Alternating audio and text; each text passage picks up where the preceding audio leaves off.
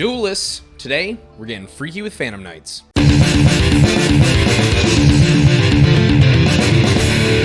Phantom Knights, a series of monsters that rely on fueling powerful rank 3 plays, as long as banishing themselves from the graveyard and sending things to the graveyard to facilitate a very powerful resource loop. Now, Phantom Knights were extremely powerful in the early days of Master Duel because they could facilitate a lot of Rangominiad combos, but now that we've banned Bamboozling Gossip Shadow, Phantom Knights have moved on from that, especially with the release of the Adventure Engine. They are one of the decks that utilizes Adventure the best and are quite a powerful shell, usually falling in that tier 2 under what we now have as things like Sword Soul and Branded Despia. Now, since we are on the way out and our poor last Water Enchanter to the Temple is going to 1, I figured I would showcase this deck one last time before it potentially falls out of viability. Now, the deck's overall game plan is generally our goal on turn 1 is to set things up such so that we have a Phantom Knights of Rusty Bardiche. That's going to be our premier boss monster, link monster for this. An Artifact Dagda that'll set us a Scythe. We can go into a DP as well and have potentially a few different ways to pop that Scythe and interact with our opponent as well. The majority of our Phantom Knights cards are going to be able to banish themselves from the graveyard for some effect. In this case, Ancient Cloak is going to be our Monster Searcher. Silent Boots is going to be one, our free special summon, but also our Spell Trap Searcher. Ragged Gloves is our Foolish Burial, and then Torn Scales is not only a way to discard a card and Foolish Burial, but also when another Phantom Knights card is banished from the grave, we can special summon this back, so it's recursive and can be used as Xyz and Link material. Also, our Phantom Knight cards, we have a Singular Shade Brigandine, a Wing, and then 2 Fog Blades. Fog Blades are kind of like a continuous trap version of a Infinite Impermanence, so they're going to negate all of the monster's effects. Also, they cannot attack, but in addition, you can banish that from the grave and special summon a Phantom Knights monster from the grave. Wings does the same thing, but it also is a combat trick, and then Shade Brigandine is basically just a free special summon. If we have no traps in our grave, we can activate this the turn that we set it, and that's going to be link material for generally something like a Rusty Bardiche. In addition, we're playing the Adventure line, of course, all of those cards. We have the DP package. Now that we lost Celestial, we're playing Denier as well as Dasher still.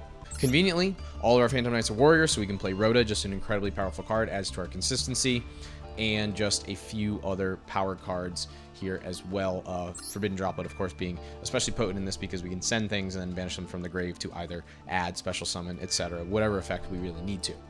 In the extra deck, we've got a few things going on. We, of course, have Phantom Knights Rusty Bardiche. You can activate this to not only send a Phantom Knights monster from the deck to the grave, but then you're allowed to set a Phantom Knights spell trap directly from the deck. So we're going to be sending things like Ancient Cloak or Ragged Gloves, and then setting something usually like a Fog Blade. Additionally, if we are Xyz summoning and we Xyz summon a dark monster, of which we have a couple in our extra deck, to a zone that Rusty points to, we can destroy a card. This is a way for us to not only pop our opponent's things, but also pop our own Scythe so that we can put them under that lock. One final note about Rusty is they can't actually be used as link material, so we cannot access code OTK using the Rusty Bardiche on turn 2 or 3. We have Verte, obviously, for the DP. We have access code in Unicorn for OTKing. We have IP for Interruption. We have Link Spider as well as Almirage for adjusting what sort of materials we have, especially if we have something like a Nibiru token or a adventure token. These are ways to have effect monsters for Verte or to get Phantom Knights in the grave so that we can banish them for whatever effects we need. Cherubini, also a huge pickup. This requires specifically 2 level 3 monsters, of which all of our Phantom Knights are. We can activate its effect, which sends for cost a level 3 monster from the deck to the grave, so this is a great way to get Phantom Knights that we need in rotation. It also is just another way for us to link climb this as well as another Phantom Knight to go into the Rusty Bardiche. Leviair, another powerful rank 3. This is going to special summon back one of our banished monsters. Since we're banishing a ton of Phantom Knights from the grave, this is a great way to keep them in rotation and then use them for things like link material, usually for something like a Verte. Phantom Knights of Breaksword, once again, 2 level 3s. You can detach a material from this, target 1 card you control and a card your opponent controls, destroy them. This is obviously Interruption if we're going second or if we're getting into a grindy game, but we can also use this to destroy something like a Scythe. We can use this to destroy itself because when it's destroyed, we can target 2 Phantom Knights in the grave and special summon them back. Another way to reutilize and recycle all of our Phantom Knights as necessary. finally, since we're working with a few rank 3s, we've got Downward into Zeus, just as that final safety valve if we need to break glass in case of emergency. All right, that's pretty much it for the deck. Let's hop into the games. All right, game 1, we're on the play, and we have pretty much everything we need. So we're going to go for full combo. Start with the Rite of Aramesir, get the Adventure Token, go for the Fateful, and then we're going to normal summon our Torn Scales. This is kind of the crux of the whole deck. We usually want to start with this in our hand if possible, which is unfortunate because it's currently at 2. Now, our opponent made the unfortunate mistake of ashing our Dracoback trigger as opposed to our Griffin Search trigger. We were able to send the Ragged just because we want that engraved anyway, and then we can special summon the Water Enchantress, which is indeed a link 3, very much synergizing with the deck, and now we can go into Cherubini. Cherubini will send the Ancient Cloak, and we can banish the Ancient Cloak to search for the Silent Boots. Since we banish the Ancient Cloak, we can bring back the Torn Scales, and then we'll have a Phantom Knight to allow us to summon the Boots. We can discard the other Ancient Cloak to our Torn Scales and send a Fog Blade so we can reanimate for later. We'll go for Leviar. Leviar will special summon back the Cloak, and now we can link those off for a Dagda. And then we can link again, and we'll go into Rusty. Alright, so Rusty will activate, we'll chain Dagda, allowing us to set the Scythe directly from the deck. Rusty is going to send us a Boots, and then we'll set a Fog Blade. This is another piece of interruption, of course. Now we will go for the Torn Gloves. Torn Gloves is going to allow us to put a Wing into the grave. We can banish that Wing to special summon back a Boots. And then we can banish that Fog Blade to special summon back a Cloak. Doesn't actually matter what we're getting back here. We just need material. We're going to go into Breaksword. We're going to summon that specifically to where the Bardiche is pointing so that we can then proceed to pop it. Bring back 2 more Phantom Knights. And we're going to go into a Verte Anaconda. Now, here is the moment where I attempt to activate Verte Anaconda, and I realize that I put the wrong heroes in, so Fusion Destiny is actually not a legal target, but, you know, this is what you gotta do. We're gonna improvise and make it happen anyway. But anyway, the reason why we popped our own Xyz monster, Phantom Knight Breaksword, is because when we are able to special summon it back, we can summon it to a zone that Rusty is pointing to, and then potentially have a secondary pop of Scythe off of our Rusty trigger if our initial plan gets interrupted at all by our opponent. Alright, so I go to activate Verte, realize that I have made a grave mistake. I'm going to Foolish Burial, sending the Enchantress, activating the Enchantress. At this point, I'm just thinning out the deck a little bit so that we have access. Also, I want to Rite of Aramesir for our follow-up plays on next turn. Let's see what our opponent's got. They are on Adamancipator, so they're going to go for the Analyzer special summoning. They're going to activate and excavate. There's the Researcher, not a bad hit. Oh, they're also on Prank Kids. Interesting. Yeah, I guess you could put a small Prank Kids engine in this list just to get to Roxy's. They're going to go for the Meow Moo. Roxy's will trigger. We can trigger the Fateful Adventure, so we'll get to add off of that. Grab that Dracoback just for a little bouncy action now that we've got the Right and the Dracoback. That's going to be some good more interruptions on our turn 3.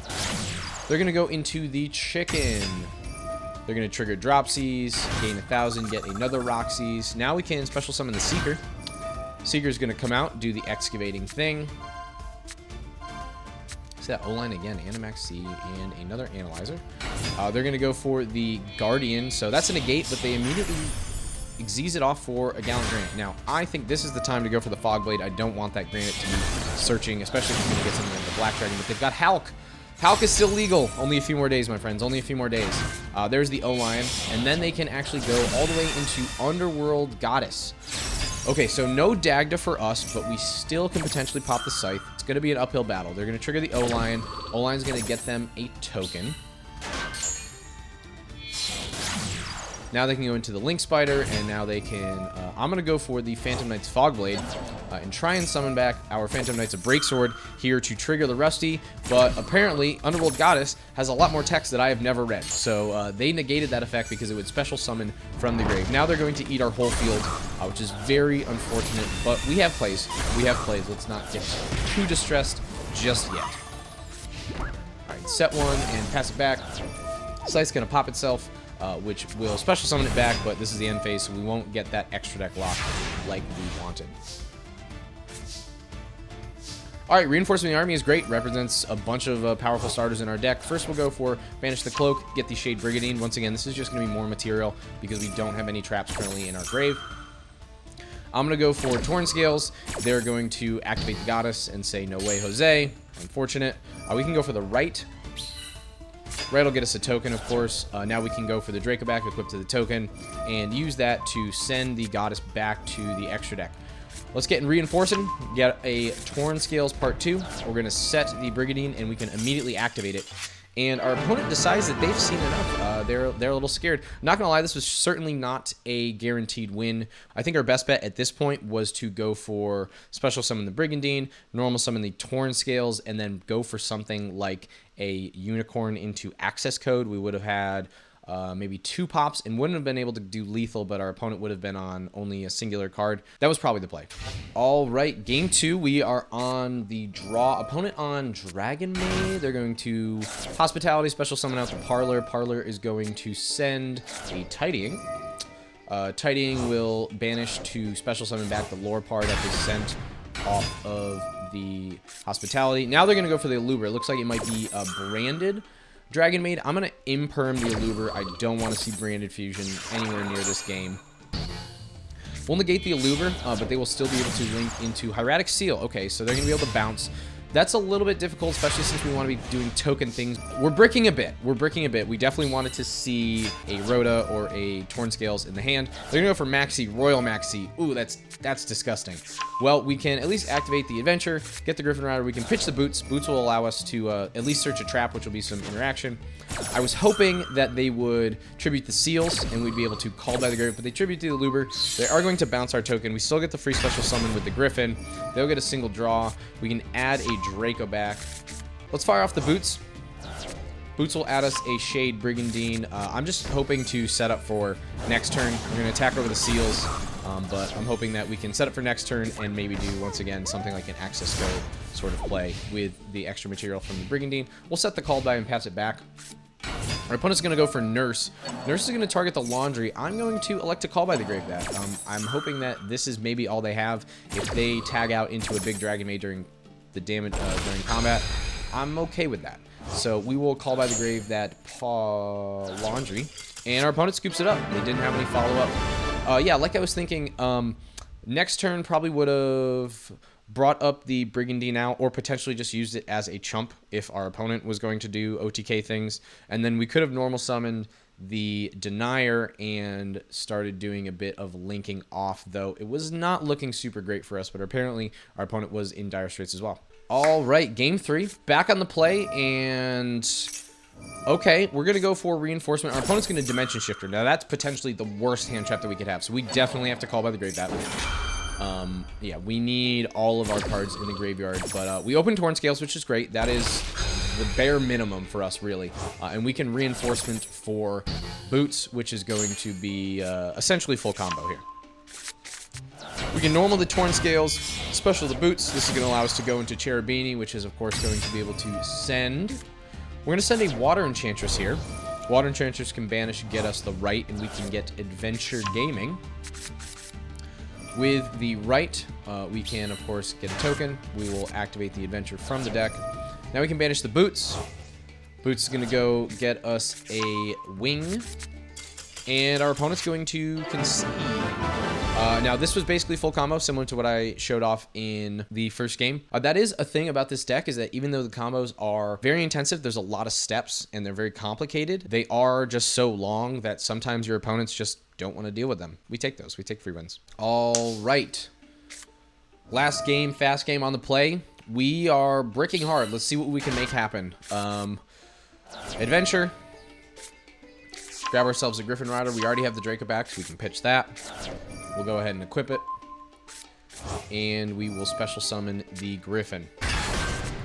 Set 2. Pass it back. We've got a ton of interaction, but not much in terms of actually winning the game. All right, opponent is on Invoked. Let's ash that. Don't need them adding the invocation. They've got the called by. Problematic. I'm going to chain Fogblade. I really don't want them adding Invocation. I negate. Alistair has been negated as well. Spellbook. Okay. All right. So opponent is on Spellbooks. There's Spellbook of Secrets. They're going to add Knowledge. Now they're going to link off for Artemis. Now they're going to go for Spellbook of Knowledge. I'm going to negate this. This is Pot of Greed. So I'm going to negate with the Griffin Rider. They're going to chain Dogmatica Floowandereeze. Okay, so that's big. It's going to eat our adventure token, potentially. But at least they're only down to one card. So negate that. Now they're going to activate... oh, right. I forgot. We're playing Spellbook, so we have to play Floodgate City. Now, luckily, the adventure will protect, so we can bounce. But it is a little unclear in terms of, can I activate the Fateful Adventure? Not. See, there's no trigger on the Fateful Adventure here. I'm going to elect to Dracoback, send that back, activate the Fateful Adventure, grab a Water Enchantress. We'll have to pitch it. We'll get ourselves a right,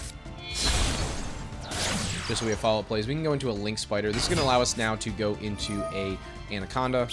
We'll get ourselves an Adventure token and then go into said Anaconda, getting us the D to the P to the E. Adding a Fogblade as well. Just why not? More interaction. We'll make sure that Fusion Destiny is the last thing we do. We're going to send, and our opponent's going to scoop it up. So we could have...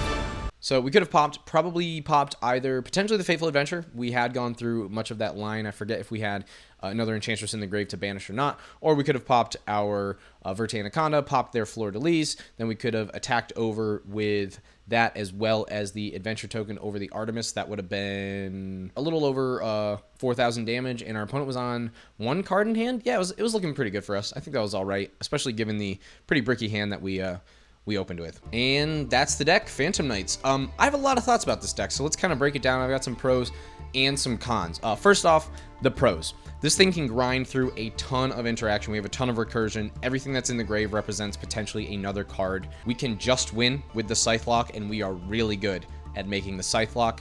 And also, this deck is relatively cheap. Obviously, the staples are the staples, but I expect that you have a majority of them. But in terms of the Phantom Knights, there's not much other than Rusty and Cherubini that you really need that's at the ultra rare. You can forgo the Scythe Lock and still play this in a grindier, more mid-range style of game and just kind of tailor your extra deck to other things.